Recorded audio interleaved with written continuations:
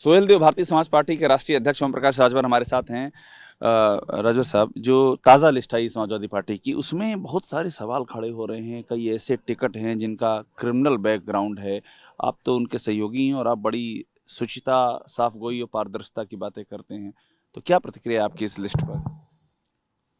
देखिए, ईश्वर ने हर इंसान को दो आंख दिया है, लेकिन लोग एक आंख से क्यों देखते हैं, दोनों से क्यों नहीं देखते? भारतीय जनता पार्टी धानापुर के विधायक 24 मुकदमे हैं, वो नहीं दिखाई देता है। 106 मुकदमे भारतीय जनता पार्टी के एमएलसी के ऊपर है, वो नहीं दिखाई देता है। भारतीय जनता पार्टी खाली वही गिद्ध दृष्टि लगाई है। अच्छा, अब ये बताइए, आप जो भारतीय जनता पार्टी के बारे में कह रहे हैं कि ये सारे मुकदमे हैं, ठीक है ना, ये आप कह रहे हैं, मगर आप ये मानते हैं कि समाजवादी पार्टी की लिस्ट में भी ऐसे लोग शामिल हैं जिनका आपराधिक रिकॉर्ड है? ऑनेस्टली पूछ रहा हूँ आपसे।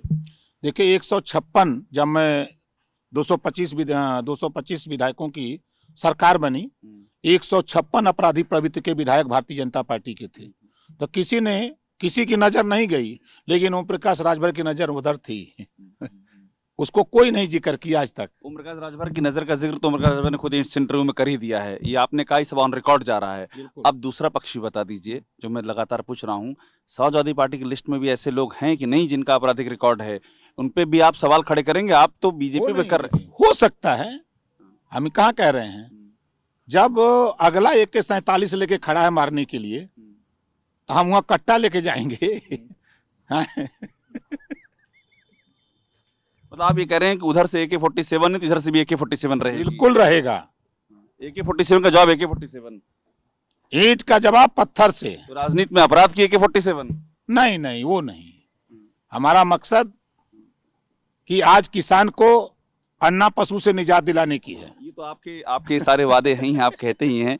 मेरा आपसे एक सवाल और है कि स्वामी प्रसाद मौर्य के बेटे का टिकट यहाँ नहीं मिला, वो इसी बात से नाराज थे, बीजेपी में कहा जा रहा था। इधर आए, यहाँ भी टिकट नहीं मिला। ये क्या खेल है? देखिए, स्वामी प्रसाद मौर्य जी टिकट के लिए नाराज नहीं हैं, न टिकट के लिए आए हैं। वो भारतीय जनता पार्टी में जो पिछड़े दलित वंचित समाज के साथ धोखा हो रहा था, उससे निजात दिलाने के लिए यहाँ आए हैं। उनके बेटे का जो टिकट रायबरेली की ऊंचाहार से बात चल रही थी, उसका क्या हुआ फिर? कहाँ टिकट मांग रहे थे? हमसे तो कहे कि एमएलसी बनवा दो। अच्छा, बेटे को एमएलसी बना दो। क्या दिक्कत है? अरे वो 6 साल का होगा, तो 5 साल का होता है। इसमें 1 साल एडवांटेज है, फायदा है। और क्या है? हाँ। अच्छा, मुझे एक बात ये बताइए आप कि एक बड़ी अहम आपसे मुझे बात ये भी करनी है कि आप कहाँ से लड़ रहे हैं चुनाव, ये रात से तो पर्दा उठ जाए। देखिए, बनारस के लोगों के तरफ से ऑफर आया है हमारे यहाँ, और वहाँ 2 कार्यालय भी लोगों ने खोल दिया बगैर हमारे पूछे। बगैर पूछे खोल दिया? हाँ, खोल दिया, और ये कहा कि नेताजी यहाँ चुनाव लड़िए। तो हमने कहा कि अपने और नेताओं से पूछ लेते हैं, तो बताते हैं। तो जब बनारस के लोगों का मैसेज फैला, तब तो सब लोग लगे चिल्लाने। जैसे भगवान राम जब वनवास के लिए अपने घर से निकले, तो उनके पीछे पूरा अयोध्यावासी निकल गया। तो उस समय अयोध्यावासियों ने एक नारा दिया, हम लोगों ने रामलीला में देखा कि हमें ले चलो रे, हमें ले चलो।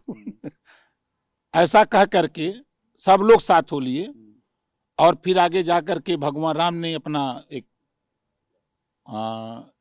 जंगल में रात हो गई तो वहीं सोए।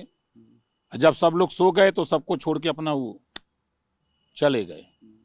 तो उसी तरह पूरा प्रदेश में लोग कह रहे हैं हमारे बनारस से लड़िए, कह रहे हैं लड़ने के लिए। ओम प्रकाश राजभर लड़ेंगे बनारस से? लोगों की इच्छाओं का सम्मान करेंगे जो आपके समर्थक कह रहे हैं? तो पार्टी का नेता, पार्टी के कार्यकर्ता पार्टी के रीढ़ होते हैं, उनकी वही चुनाव लड़ते हैं, उनकी इच्छाओं का सम्मान होगा। बिल्कुल सम्मान। ओम प्रकाश राजभर चले बनारस? हम तो लखनऊ के चक्कर में हैं। बहुत शुक्रिया। तो ओम प्रकाश राजभर है, बहुत संकेतों में बातें कहते हैं, बहुत ही गहरी बातें कहते हैं। कैमरामैन चेतन शर्मा के साथ अभिषेक उपाध्याय, TUNIN भारतवर्ष, लखनऊ।